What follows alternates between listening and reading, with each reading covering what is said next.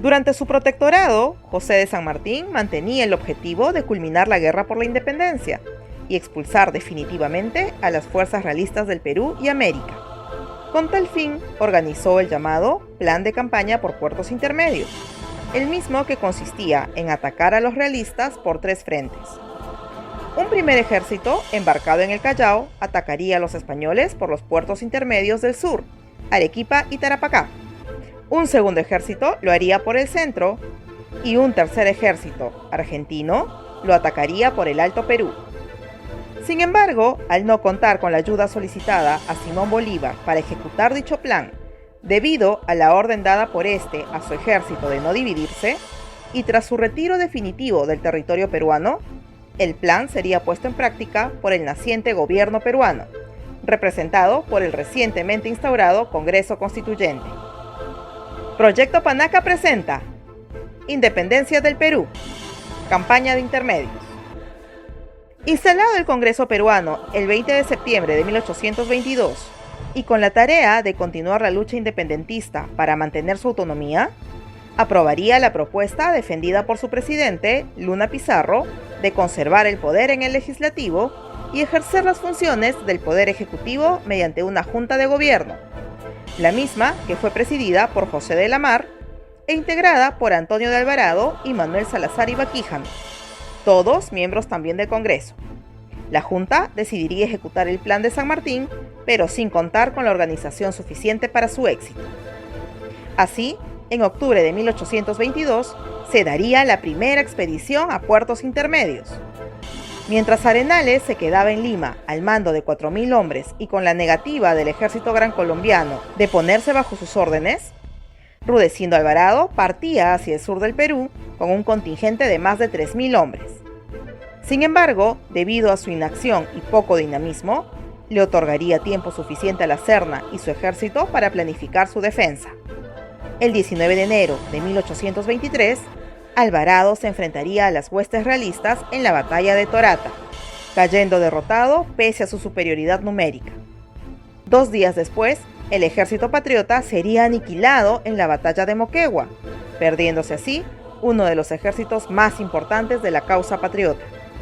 Y mientras esto sucedía en el sur, el Congreso de Lima ordenaba levantar un obelisco en las playas de Arica, en virtud a la victoria que ellos suponían sería patriota, empeorando así el resultado obtenido por Alvarado.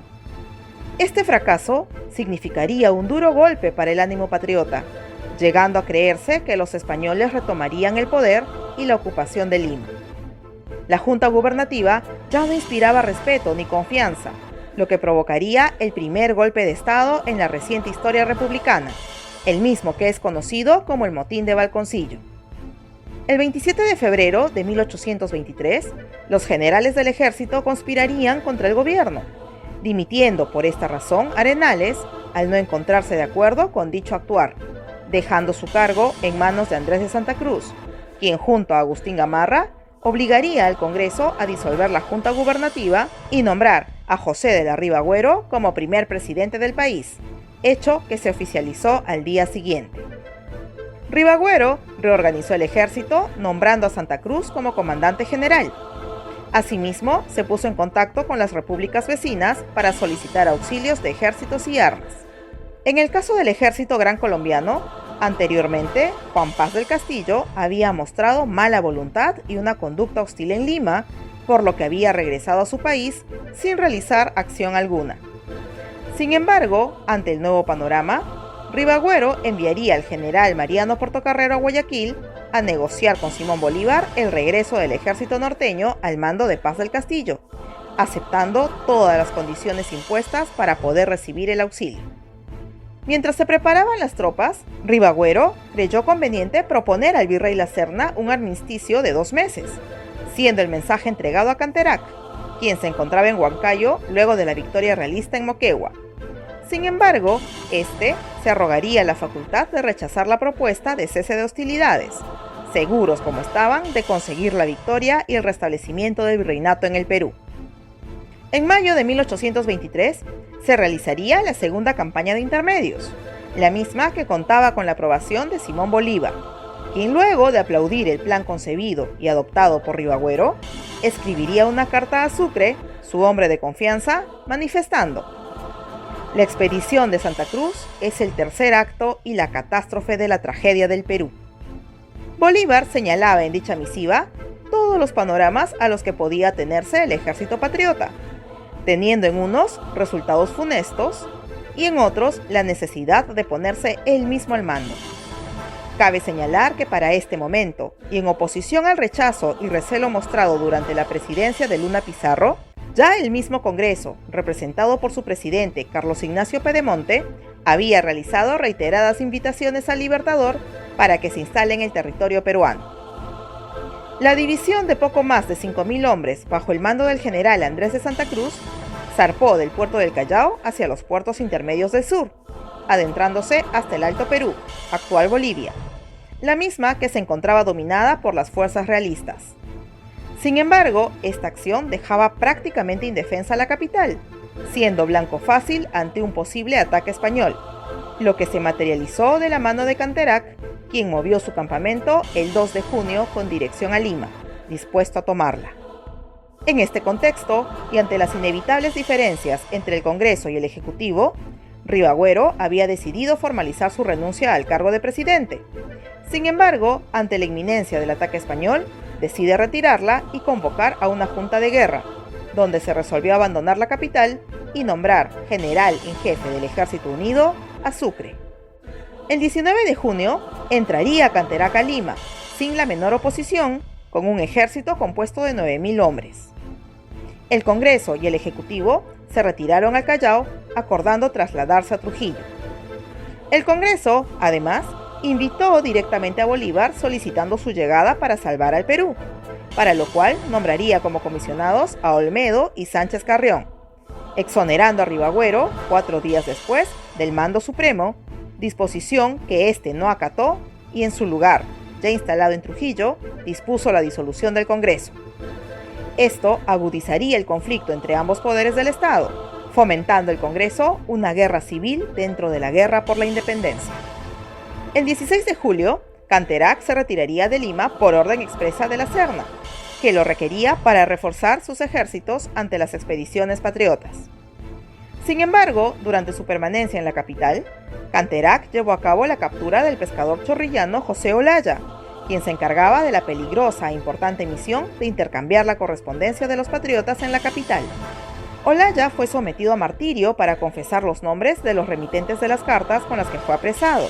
Sin embargo, su silencio fue inquebrantable, siendo fusilado el 29 de junio de 1823. El 16 de agosto, el Congreso se reinstalaría en Lima, disponiendo el cese de Ribagüero y días después su exoneración del mando, declarándolo traidor y nombrando como presidente de la República a Torre Tagle, lo que ocasionó, en plena guerra, la coexistencia de dos gobiernos en territorio peruano, Ribagüero en Trujillo y Torre Tagle en Lima, contribuyendo así a la anarquía e inestabilidad del país. El 25 de agosto se enfrentarían a orillas del lago Titicaca las fuerzas patriotas y realistas, lideradas por Santa Cruz y Valdés respectivamente. Dicho encuentro sería conocido como la Batalla de Cepita, la misma que, si bien fue favorable para la división patriota, esta no supo aprovechar la ventaja obtenida y permitió la retirada del jefe realista. Santa Cruz, sin dirección ni firmeza sobre su ejército, continuaría con pequeños enfrentamientos, pero sin llegar a librar una batalla decisiva, siendo siempre perseguido por las huestes de la Serna, por lo que los españoles llamarían a esta expedición la Campaña del Talón, al considerar que estuvieron pisándole los talones al jefe patriota. Ante el fracaso de esta campaña y con el objetivo de mantenerse en el poder, Ribagüero decidiría llamar a San Martín, solicitando su auxilio frente al peligro que corría la tan esperada independencia. Sin embargo, este se negaría a ser involucrado en la lucha de dos caudillos y recomendaría a Ribagüero reconocer la autoridad del Congreso, sea este bueno o malo. No obstante, Ribagüero desoiría los consejos de San Martín, preparando en cambio a su ejército para enfrentarse a las fuerzas del Congreso y Torre Tagle y tratar de contener los progresos de los españoles. Entretanto, Lima se preparaba para la llegada de Bolívar, quien había sofocado el levantamiento de Pasto y conseguido el permiso del Congreso de la Gran Colombia. El 1 de septiembre de 1823 desembarcaría en el puerto del Callao el libertador venezolano, el mismo que sería investido por el Congreso con la suma de poder dictatorial, debiendo el presidente de la República, Torre Tagle, sujetarse a él y a sus designios. Así, Bolívar quedaría con el poder absoluto, esperando el enfrentamiento que pondría fin al dominio español en América.